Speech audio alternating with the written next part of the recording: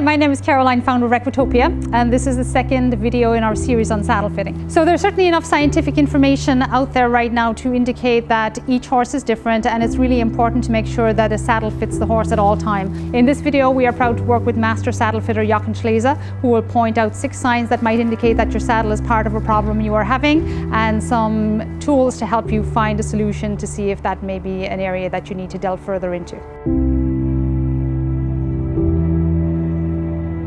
We love our horses. Some of us work with the horses. It's a business. Most of us are pleasure riders. We have the horse, we have a very strong connection, and we come in the barn and they nicker and they're looking forward to see us, and they come out and all of a sudden something changed. They're not nicker anymore. They turn away, and the second I approach with my saddle, all of a sudden the ears goes back. So I'm going to put it on now. See, he's anticipating it before it even comes. And now it's on and he stops. Why is she getting so mad?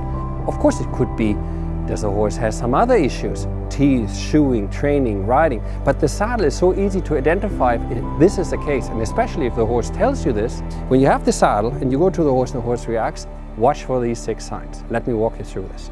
The first sign to look for it is your horse moving down and away from pain?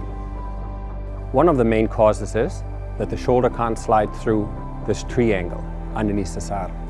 Here we got a tree, here we got the scapular. When the horse is moved, the shoulder blade goes upwards, backwards. The scapular needs to slide through this area. I marked this green point right here. Every saddle, it doesn't hurt your saddle. If you bend it, you can see where the metal plate ends. So this green line has to be parallel with the shoulder.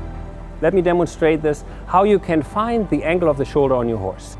Is you take a pencil or a pen, lay it at the top of the withers and flip it over, and then press on the middle of the pen.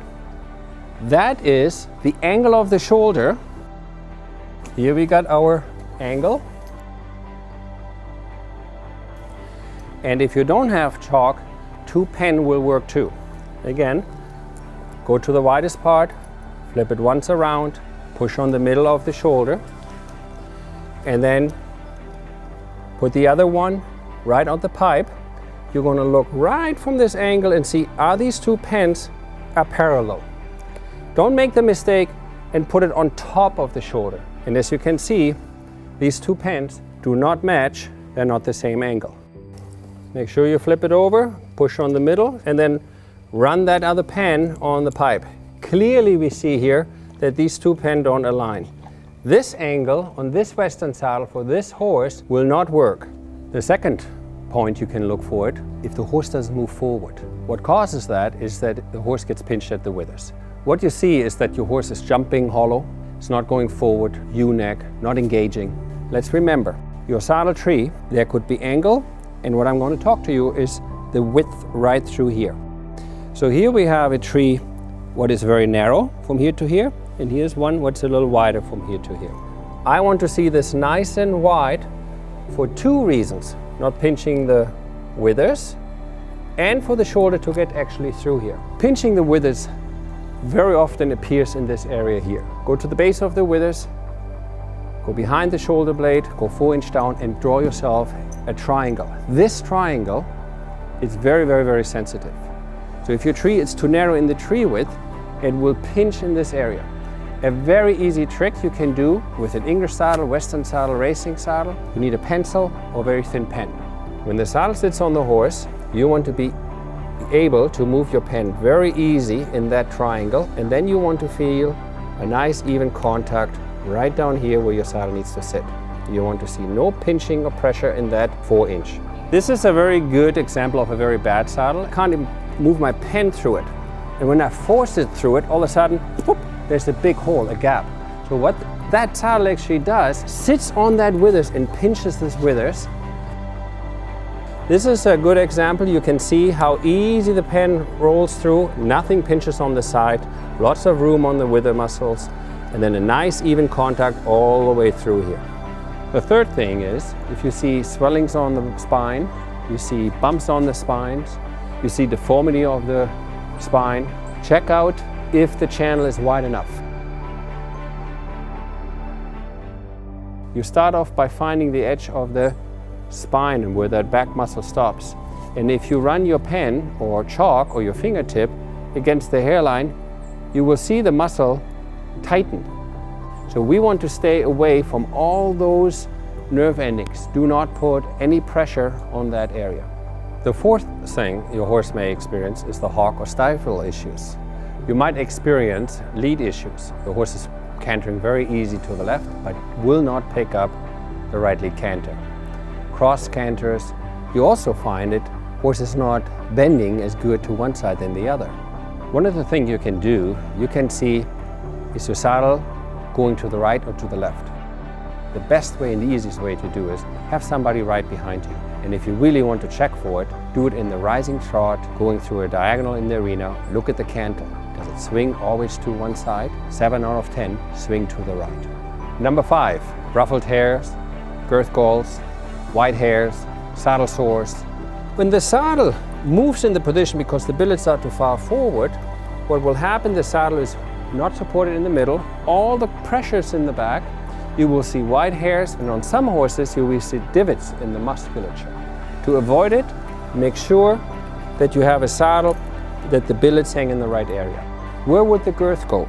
Look underneath, where's the flat spot?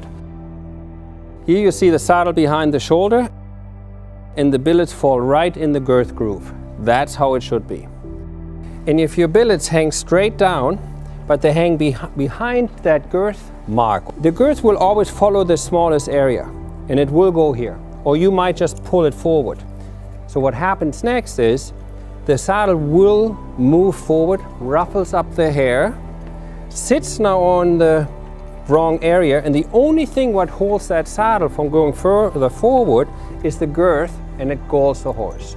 Another sign to look for it is if your horse develops a muscle behind the saddle. They call it helmeting muscle. Or if your horse has a hole or a dip in front of the SI. You will see another funky muscle on the tail. What causes that is that the saddle is too long. It gets pushed forward, axis pressure in the lumbar area, it slides onto the shoulder, the horse starts stumbling and is not able to move forward.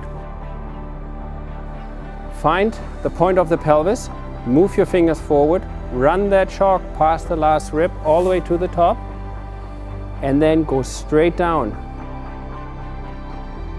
This saddle puts pressure past the last rib. If you ride with the saddle, this movement of the horse's lumbar, through the motion, the saddle gets pushed forward until it's off the lumbar area.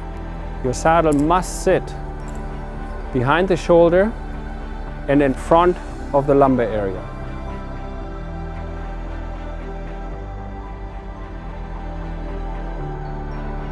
Some saddles may be over the shoulder, over the last rib. So long the saddle doesn't dig into the loin and it flares up the back and it flares up over the shoulder. The weight-bearing surface has to be on top of the rib cage. It's also important to bear in mind that once you have a properly fitted saddle to your horse, the horse will change as they go through their training process, and it's always important to have a check system to make sure that as your horse grows and changes, your saddle is adjusted accordingly.